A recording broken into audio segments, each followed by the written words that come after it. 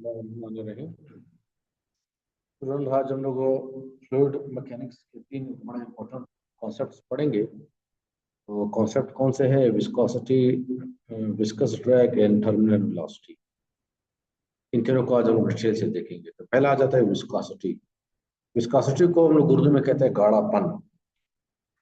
तो देखिए, आप लोगों ने देखा होगा कि अगर आप एक कप के अंदर पानी भर लें और फिर उस कप को ऐसे उलट दें, आप देखेंगे कि उससे पानी आसानी से निकल जाए। लेकिन उसके मुकाबले में अगर आप उस कप के अंदर शहद भर ले या ग्लिसरीन भर दें, तो उलटने पे वो आसानी से नहीं निकलेगा। तो हम लोग कहते हैं कि पानी की विस्कोसिटी कम है और शहद की विस्कोसिटी ज्यादा है। पानी का गाढ़ापन कम है, शहद का गाढ़ापन ज्यादा है। तो देखिए, सादा सी डेफिनेशन पहले ये आ गई कि it is the measure of fluids resistance to flow. Fluid की जो फ्लो की रेजिस्टेंस है उसको हम लोग क्या कहते हैं? विस्कोसिटी। अभी दूसरी बात है कि विस्कोसिटी आती क्यों है, इसकी वजह क्या है। तो देखिए, इसको मैं समझाता हूँ यहाँ पे कि फर्श करिए जमीन है और एक फर्श है, और इस फर्श के ऊपर मैंने एक ब्लॉक को रखा हुआ है। तो ये ब्लॉक को अभी मैं खींच रहा हूँ इस तरफ। तो इन इस ब्लॉक और जमीन के दरमियान फ्रिक्शन अमल करता है, तो पढ़ा है फ्रिक्शन अमल करता है। फ्रिक्शन की वजह क्या है कि ब्लॉक और जो जमीन है उसके मॉलिक्यूल जो है उनके दरमियान इंटर फोर्सेज अमल करते हैं, मॉलिक्यूलर फोर्सेज अमल करते हैं। तो जब हम लोग उसको स्लाइड करते हैं तो ये बाउंड्स बनते हैं मुसलसल, और बाउंड टूटते जाते हैं। तो इसकी वजह से फ्रिक्शन का जो फोर्स है वो बनता है और वो पीछे की तरफ अमल करता है। सही। तो ब्लॉक और जो जमीन है, इनके जो लेयर्स हैं, इनके दरम्यान में जो है मॉलिक्यूल्स के दरम्यान में बॉन्ड बनते हैं और टूटते जाते हैं। तो इस वजह से जो है ये फोर्स राइज होता है। तो अभी फ्लूइड में ये फ्लूइड में भी देख लें। फ्लूइड में हम लोग कहते हैं कि फ्लूइड भी आप कह सकते हो कि लेयर्स पे मुश्तमिल है। फ्लूइड फ्लो कर रहा है तो लेयर्स पे मुश्तमिल है, लेयर्स पे मुश्तमिल है। तो अभी देखिए, ऊपर वाला लेयर और नीचे वाला लेयर एक दूसरे के ऊपर इस तरह स्लाइड कर, एक से ऊपर इस तरह स्लाइड कर। तो ये लेयर्स बने किसी से? मॉलिक्यूल से बने या एटम से बने। तो उनके दरम्यान में भी इंटर एटॉमिक फोर्सेज हैं, इंटर मॉलिक्यूलर फोर्सेज हैं। तो इन इंटर मॉलिक्यूलर फोर्सेज की वजह से ये जो है ये लेयर दूसरे लेयर के ऊपर आसानी से स्लाइड नहीं करेगा, बल्कि इनके ऊपर एक फोर्स अमल करेगा। जिस डायरेक्शन में फ्लूइड जा रहा है उसका ऑपोजिट डायरेक्शन। ये विस्कोसिटी की वजह है। जितना किसी फ्लूइड के अंदर जो मॉलिक्यूल्स है उनके दरम्यान में इंटर एटॉमिक फोर्स ज्यादा होगा, उसकी विस्कोसिटी ज्यादा होगी। जितना किसी फ्लूइड के अंदर दो मॉलिक्यूल्स के दरम्यान में इंटर मॉलिक्यूलर फोर्स कम होगा, उसकी विस्कोसिटी कम होगी। तो देखिए, कहता है कि the resistance offered by different layers of a fluids flow is called viscosity. इसको हम कहते हैं विस्कोसिटी। अभी विस्कोसिटी को ना जाहिर किससे करते हैं? तो विस्कोसिटी को हम लोग किस सिंबल से जाहिर करते हैं? इस सिंबल को हम लोग कहते हैं ईटा। ईटा। तो ये इसको हम लोग कहते हैं कोएफिशिएंट ऑफ विस्कोसिटी। जिस मटेरियल के लिए ईटा की वैल्यू ज्यादा होगी उसकी विस्कोसिटी ज्यादा होगी, जिस मटेरियल के लिए ईटा की वैल्यू कम होगी उसकी विस्कोसिटी कम होगी। अभी आ जाता है कि विस्कोसिटी का यूनिट क्या है। तो इसके जो यूनिट्स है वो है Newton into second metre square inverse. एक ये है, या दूसरा यूनिट है KG metre inverse second inverse, या पास्कल इंटू सेकेंड। ये तीनों यूनिट्स है। और ये कहां से आई, आगे आगे हम लोग ट्रैक्स कोर्स में देखेंगे। अब याद रख ले कि जो लिक्विड्स है उसकी विस्कोसिटी, जो लिक्विड है उसकी विस्कोसिटी जो है वो बढ़ती है, कम होती है टेम्परेचर के बढ़ाने के साथ। और विस्कोसिटी कम होती है, टेम्परेचर बढ़ाने से विस्कोसिटी कम होती है। और अगर आप टेम्परेचर कम करेंगे तो विस्कोसिटी लिक्विड्स की क्या होती है? बढ़ती है। और गैसेस में ये है कि जैसे आप टेम्परेचर बढ़ाएंगे, मोस्ट गैसेस में ये है कि टेम्परेचर बढ़ाने से पे उसकी विस्कोसिटी बढ़ जाती है। तो अभी देखिए, यहाँ पर एक टेबल दिया गया आपके में इसमें बहुत सारे एलिमेंट्स हैं, उनकी विस्कोसिटी दी गई है। वाटर है, उसका है 1.0016। पानी है तकरीबन 2000 से लेकर 10,000।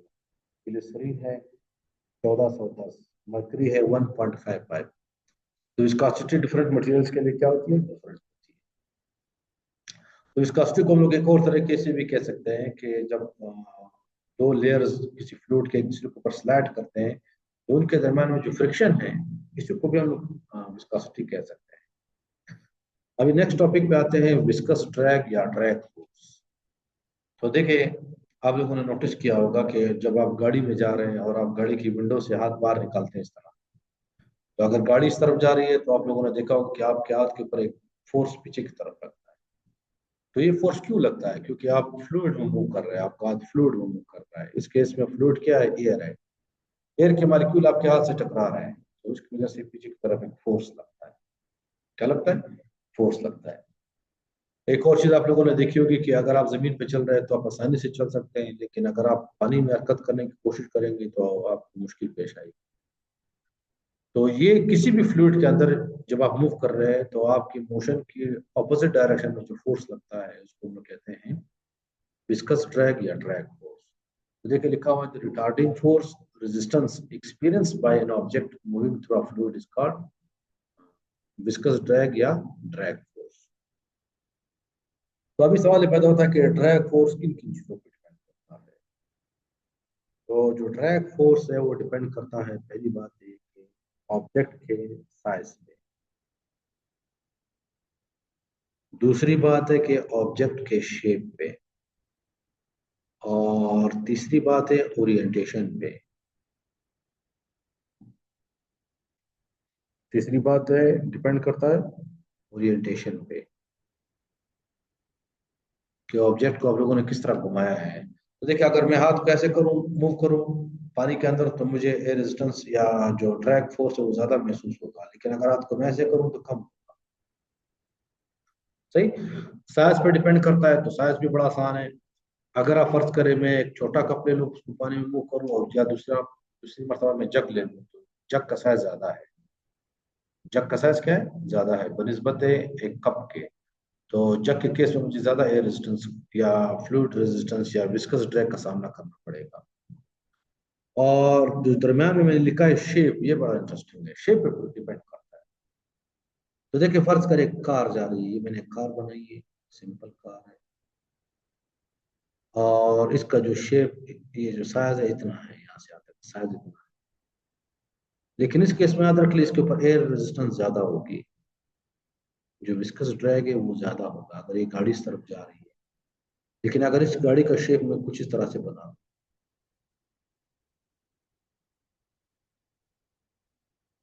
इस तरह बना हो, तो हो सकता है जो फ्रंट साइज है दोनों का सेम हो, लेकिन नीचे वाले केस में जो है एयर रेजिस्टेंस है वो क्या होगी, एयर रेजिस्टेंस कम होगी।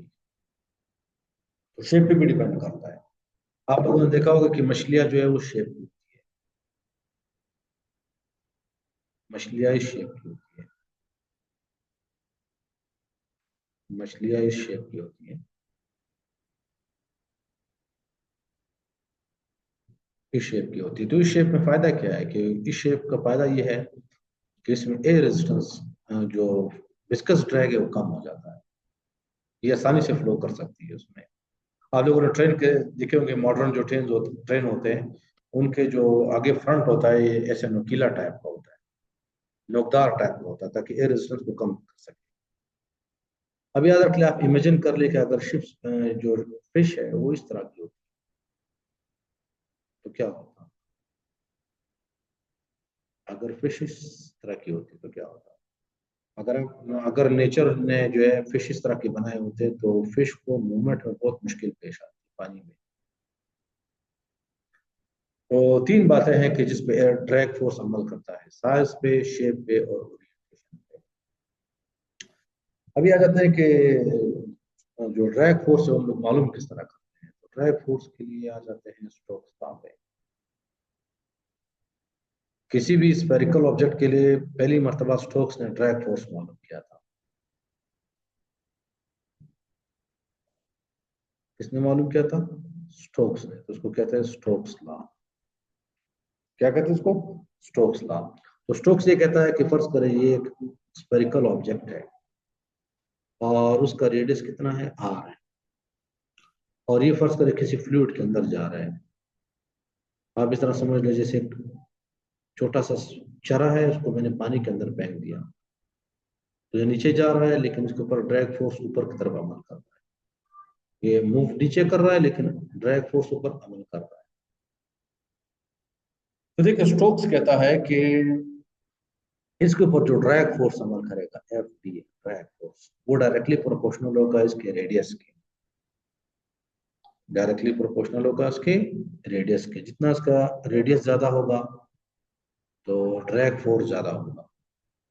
तो बहुत ऑब्वियस सी बात है, अगर छोटा बाल हम लोग ले ले, एक बड़ा बाल ले ले, तो छोटे बाल को पानी के अंदर मूव करना बड़ा आसान है। दूसरी बात यह है कि वो डिपेंड करता है कि आप उसको किस स्पीड से मूव कर रहे हैं, स्पीड पे डिपेंड करता है।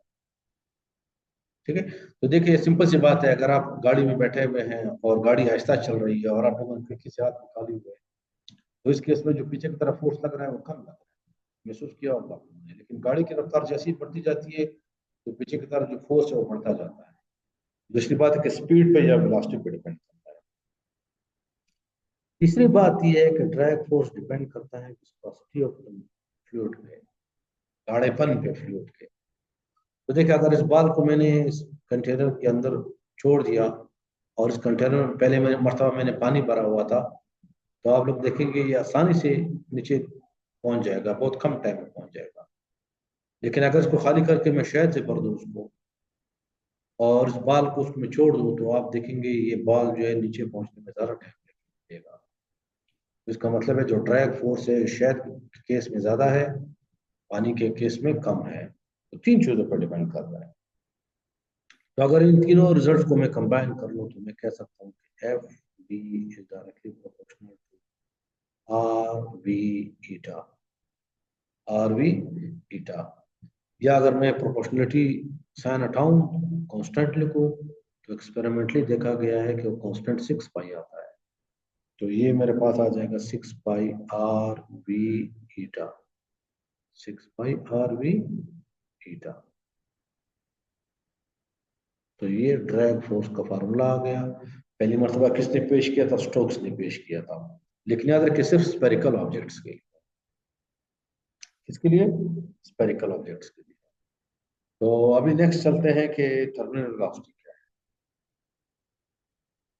तो टर्मिनल वेलोसिटी क्या है। अच्छा मैं आप लोगों से एक सवाल करता हूँ कि पाकिस्तान में जो ट्रक्स है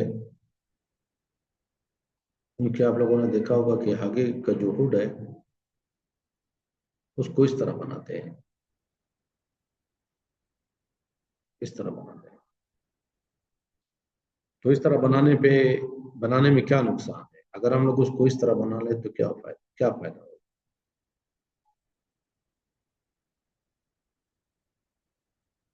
फर्ज करें इसको अगर हम लोग इस तरह बना लें तो क्या होगा। इस तरह बनाने पे ये होगा कि एयर रेजिस्टेंस कम हो जाएगा, मतलब आप कह सकते हो एयर इसके ऊपर एक तरह से स्लिप करेगा। लेकिन याद रख लीजिए तो एयर रेजिस्टेंस को बढ़ा रहा है,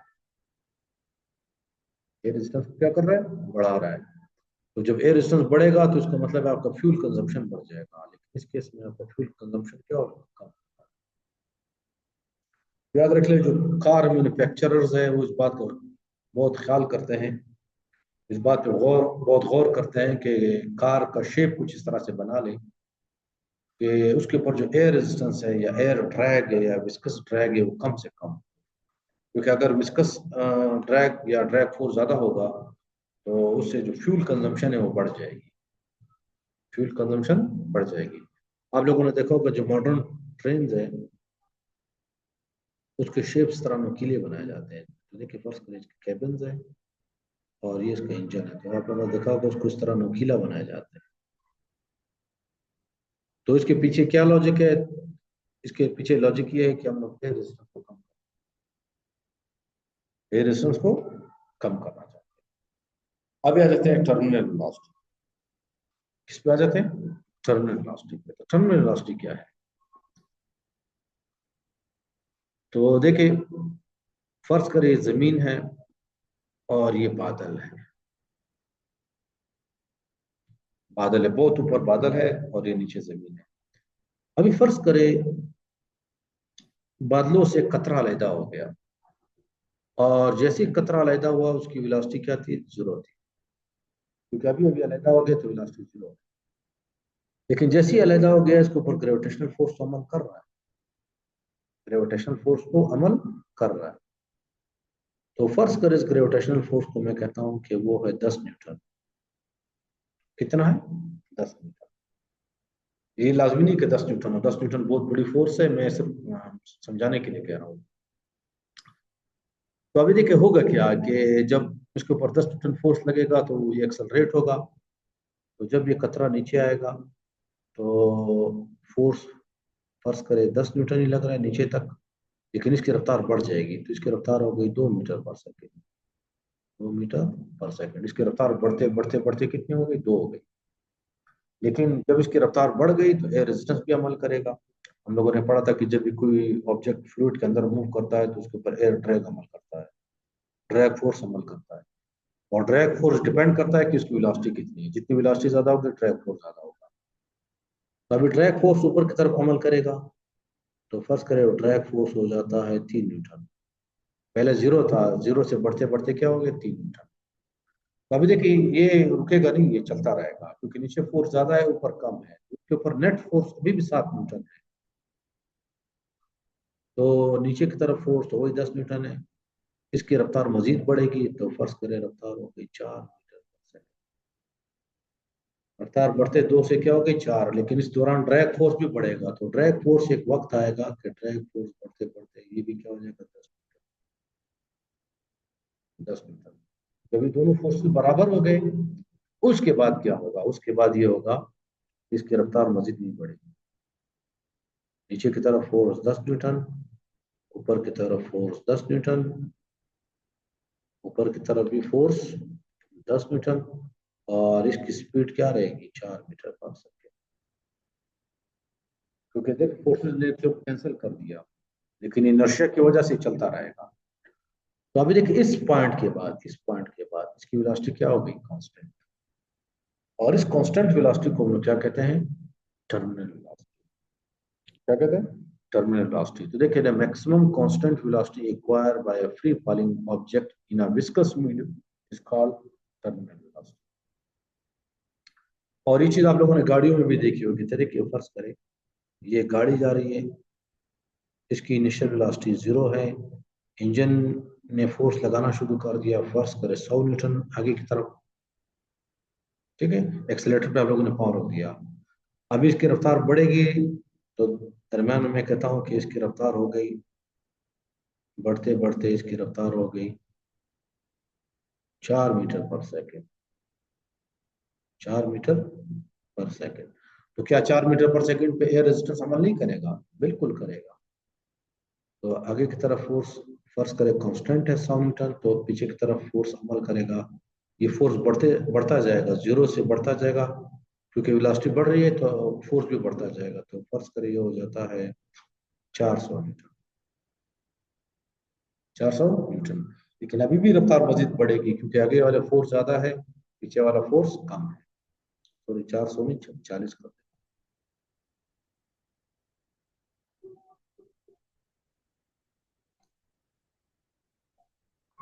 अभी देखिए इसकी मजीद रफ्तार बढ़ेगी, मैं नीचे बना लेता हूँ उसको चलते चलते। लेकिन एक वक्त आएगा कि आगे वाला फोर्स जो है 100 न्यूटन है, पीछे वाला फोर्स जो है इसकी रफ्तार बढ़ते फर्ज करें 6 मीटर पर सेकेंड हो गई, तो पीछे वाला फोर्स भी 100 न्यूटन हो जाएगा। जब दोनों फोर्सेस बराबर हो गए उसके बाद गाड़ी की रफ्तार मजीद नहीं बढ़ेगी, गाड़ी की रफ्तार मजीद नहीं बढ़ेगी। तो ये चीज आप लोगों ने मेन रोड्स पे हाईवेज पे ऑब्जर्व किया होगा कि गाड़ी की स्पीड बेशक किसी ऊपर जाती है, जाती है जाती जाती है, एक पॉइंट पे अटक जाती है, 110 पे 120 पे अटक जाती है। उसके बाद आप जितना भी एक्सलेटर प्रेस करें मजीद रफ्तार नहीं बढ़ेगी। तो ये क्यों हुआ, उसकी वजह यह है कि जितना फोर्स इंजन आगे लगा रहा है उतना ही फोर्स पीछे लग रहा है। तो यहाँ पे हम रुकेंगे, इसके बाद इसकी वेलोसिटी क्या हो गई, कांस्टेंट, टर्मिनल वेलोसिटी। तो आ जाते हैं टर्मिनल वेलोसिटी के लिए एक क्वेश्चन निकालते हैं कि टर्मिनल वेलोसिटी किन चीजों पर डिपेंड करती है। लेकिन हम लोग ये रिजल्ट निकालेंगे सिर्फ स्पेरिकल ऑब्जेक्ट्स के लिए। किन ऑब्जेक्ट्स के लिए निकालेंगे? स्पेरिकल ऑब्जेक्ट्स के लिए। तो देखिए यहाँ पर, इससे पहले यहाँ पे इस पॉइंट पे देखिए, जो नेट फोर्स था वो कितना अमल कर रहा था? जो नेट फोर्स था वो कितना अमल कर रहा था? जब इसकी वेलोसिटी टर्मिनल नहीं हुई थी तो नेट फोर्स कितना था? Wait minus drag force. Drag force को हम लोग क्या लिखते हैं? F D. Drag minus weight minus drag force. तो देखिए यहाँ इससे पहले, इस पॉइंट से पहले वेट ज्यादा था, ड्रैग फोर्स कम था। लेकिन याद रखिए, जब वेट और ड्रैग फोर्स बराबर हो जाएंगे, हम लोग लिखेंगे नेट फोर्स क्या हो गया। तो नेट फोर्स 0 हो गया, तो उसको हम लोग लिखेंगे कि वेट बराबर है, sorry, weight minus F D is equal to 0। क्योंकि देखिए यहाँ पे आप नजर आ रहा है कि दोनों बराबर हो गए, तो इसका मतलब है कि ड्रैग फोर्स बराबर है वेट के बराबर। F D is equal to weight. तो अगर अभी हम लोग वैल्यू दर्ज कर ले, तो ड्रैग फोर्स के लिए हम लोगों ने पढ़ा था 6 pi R B eta is equal to M G. लेकिन याद रखिए, हम लोग वी नहीं लिखेंगे, वी टी लिखेंगे। वी टी का मतलब टर्मिनल वेलोसिटी, क्योंकि वेलोसिटी कांस्टेंट हो गई। वेलोसिटी कब कांस्टेंट होती है? जब वेट और ड्रैग फोर्स बराबर। तो यहाँ पे हम लोग वी नहीं लिखेंगे। वी का मतलब ये देखिए 0 मीटर पर सेकंड भी हो सकता है, 1 मीटर भी हो सकता है, 2 भी हो सकता है। लेकिन जब ड्रैग फोर्स और एयर वेट बराबर हो गए, तो फिर वेलोसिटी क्या हो गई? कांस्टेंट। तो फिर हम उसको वी टी लिख लें। तो आ जाते हैं, अभी हम लोग यहाँ से वी टी मालूम करते हैं। तो वी टी किसके बराबर होगा? तो अगर हम वी टी के लिए इसको सॉल्व कर ले, तो वी टी आ जाएगा M G divided by 6 pi R eta. 6 pi R eta. तो ये हमारे पास टर्मिनल वेलोसिटी की इक्वेशन आ गई स्फेरिकल ऑब्जेक्ट्स के लिए। इसको हम लोग एक और रूप में लिख सकते हैं, शक्ल में लिख सकते हैं। आप लोगों ने पढ़ा है कि डेंसिटी जो है मास बटा वॉल्यूम के बराबर है। तो अगर हम लोग मास मालूम कर लें, तो ये आ जाएगा डेंसिटी मल्टीप्लाई बाय वॉल्यूम। और आप लोगों ने पढ़ा है कि स्फेरिकल ऑब्जेक्ट्स का जो वॉल्यूम है, फर्स्ट स्फेरिकल ऑब्जेक्ट है, उसका वॉल्यूम हम लोग लिखते हैं 4/3 pi R cube. 4/3 pi R cube. इसका मतलब मेरे पास m क्या हो जाएगा? m is equal to rho 4/3 pi R cube by R cube. तो अगर ये m की वैल्यू उठाकर मैं पिछले इक्वेशन में दर्ज करूँ यहाँ पे, तो मेरे पास टर्मिनल वेलोसिटी आ जाएगी r की शक्ल में। तो देखिए V T is equal to, मेरे पास m है, m की जगह मैंने लिखा rho 4/3 pi R cube multiply by G था ऊपर, और divided by 6 pi eta R. Eta R. तो अगर आप इसको सिंप्लीफाई कर लें, तो ये मेरे पास फाइनल रिजल्ट आ जाएगा कि 2/9, sorry, 2/9 rho G R square divided by eta, divided by eta. तो ये मेरे पास टर्मिनल वेलोसिटी की इक्वेशन आ गई। एक और इक्वेशन आ गई, इसमें देखिए मास नहीं है, सिर्फ रेडियस है। तो अभी इस इक्वेशन को समझते हैं। देखिए कहता है कि जिस टर्मिनल वेलोसिटी डिपेंड करता है आर स्क्वायर पे। टर्मिनल वेलोसिटी डिपेंड करता है किस पे? आर स्क्वायर पे। इसका मतलब है कि अगर ऑब्जेक्ट ज्यादा का आर ज्यादा होगा, आर ज्यादा होगा, तो उसकी टर्मिनल वेलोसिटी भी बहुत ज्यादा होगी, क्योंकि आर का स्क्वायर है। और अगर ऑब्जेक्ट की का आर कम होगा, तो इसकी टर्मिनल वेलोसिटी भी क्या होगी? कम होगी। तो देखिए अगर फर्स्ट करें एक बड़ा ऑब्जेक्ट है, तो अगर वो फ्री फॉलिंग कंडीशन में है, नीचे गिर रहा है, तो बड़े ऑब्जेक्ट की जो वेलोसिटी टर्मिनल होगी वो ज्यादा देर बाद होगी, जल्दी नहीं होगी। लेकिन जो छोटा ऑब्जेक्ट है उसकी वेलोसिटी बहुत जल्दी टर्मिनल हो जाएगी, बहुत जल्दी टर्मिनल आ जाएगी। अभी नेक्स्ट चलते हैं कि पैराट्रूपर जंप्स। ये बड़ा इंटरेस्टिंग केस है, इसको डिस्कस। Paratrooper jumps.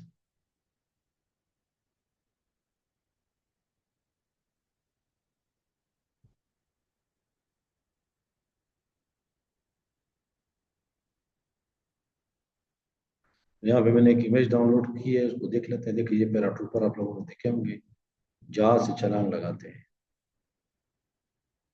जहाज से छलांग लगाते हैं, लेकिन इनिशियली उन्होंने जो है वो पैराशूट को ओपन नहीं करते। तो ये जब जैसी छलांग लगाते हैं, किस फ्लूइड में मूव कर रहे हैं? एयर में। इसके ऊपर कौन सा फोर्स नीचे की तरफ अमल कर रहा है? ग्रेविटी। लेकिन इनिशियली एयर रेजिस्टेंस इतना नहीं होता, क्योंकि इसकी वेलोसिटी कम होती है, तो इनकी रफ्तार बढ़ती जाती है, बढ़ती जाती है, बढ़ती जाती है, बढ़ती जाती है। लेकिन एक वक्त ऐसा आ जाता है कि इनकी वेलोसिटी कांस्टेंट हो जाती है। क्यों कांस्टेंट हो जाती है? क्योंकि जितना फोर्स डाउनवर्ड लग रहा है, ग्रेविटेशनल फोर्स, उतना ही एयर रेजिस्टेंस ऊपर की तरफ अमल करेगा। उसके बाद ये नीचे चलते जाते हैं, लेकिन इन्होंने लैंड करना होता है, जमीन पर उतरना होता है, तो ज्यादा वेलोसिटी के साथ ये लैंड नहीं कर सकते, वो उनके लिए डेंजरस होता है। तो उस केस में क्या करते हैं? पैराशूट को ऑन कर लेते हैं। तो पैराशूट ऑन करने पे क्या हो जाता है कि जो एयर रेजिस्टेंस है वो वेट से बढ़ जाता है, तो उनमें डिसेलरेशन पैदा हो जाती है, डिसेलरेशन पैदा हो जाती है, और उनकी वेलोसिटी कम होना शुरू हो जाती है, और आखिर में वेलोसिटी इतनी कम हो जाती है कि आसानी से सेफली जो है वो कर सकते हैं, लैंड कर सकते हैं।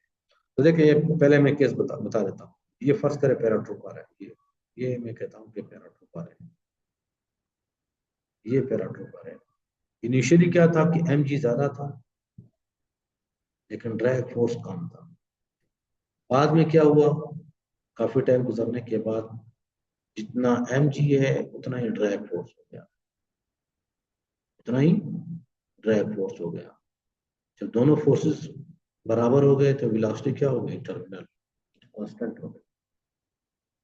लेकिन ये टर्मिनल वेलोसिटी बहुत ज्यादा होती है, तो इस टर्मिनल वेलोसिटी के साथ वो लैंड नहीं कर सकते। तो अभी हम लोगों ने क्या करना है? इसकी वेलोसिटी को कम करना है, तो इसके लिए वो क्या करते हैं? पैराशूट करते हैं। पैराशूट को ऑन करते हैं तो उसका सरफेस एरिया बढ़ जाता है, तो सरफेस एरिया बढ़ने से ड्रैग फोर्स बढ़ जाता है वेट से,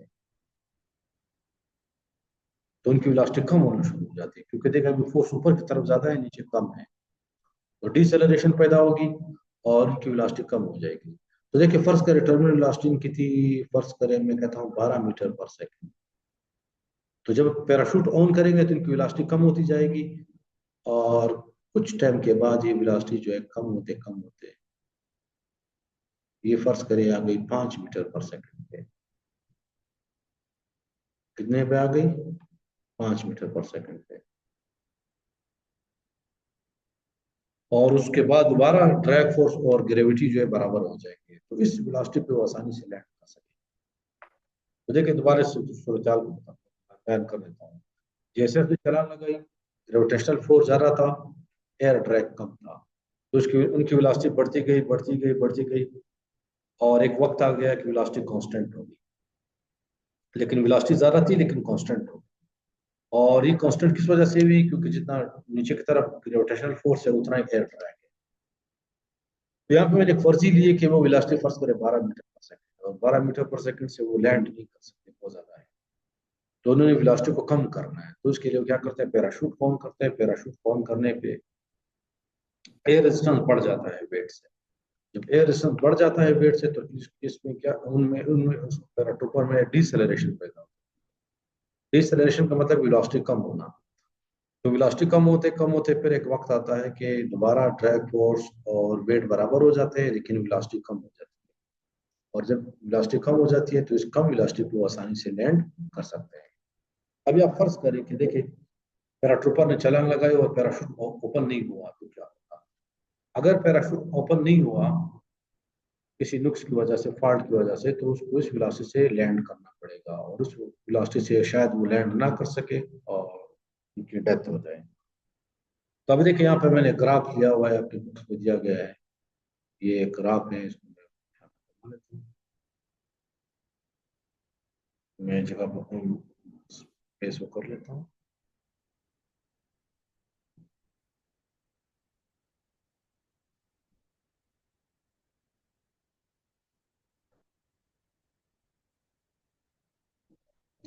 तो अभी देखिए, यहाँ पर उसमें आप देख सकते हैं कि शुरू में जो थी, शुरू में शुरू में एक्सेलरेशन थी, रफ्तार बढ़ रही थी बढ़ रही थी बढ़ रही थी बढ़ रही थी, लेकिन फिर वेलोसिटी क्या होगी, कांस्टेंट। ये कब की बात है, जब पैराशूट ओपन नहीं किया था उन्होंने। तो ये फर्जी वैल्यूज है कि इसकी रफ्तार बढ़ते बढ़ते बढ़ते फिर कांस्टेंट हो गई, टर्मिनल वेलोसिटी आ गई, लेकिन रफ्तार कितनी हो गई, 50 हो गई। उसके बाद उसने पैराशूट ओपन कर दिया और रफ्तार कम होते कम होते कम होते कम होते 10 पे आ गई। रफ्तार कम होते कम होते फिर 10 पे आ गई, फिर इक्विलिब्रियम वाली कंडीशन पूरी हो गई, अटेन हो गई, और फिर स्टेडी स्पीड के साथ वो नीचे उतरता गया और आखिर में उसने लैंड किया जमीन पर वापस। तो ये एक प्रैक्टिकल एग्जांपल है ड्रैग फोर्स की, टर्मिनल वेलोसिटी की पैराशूट में।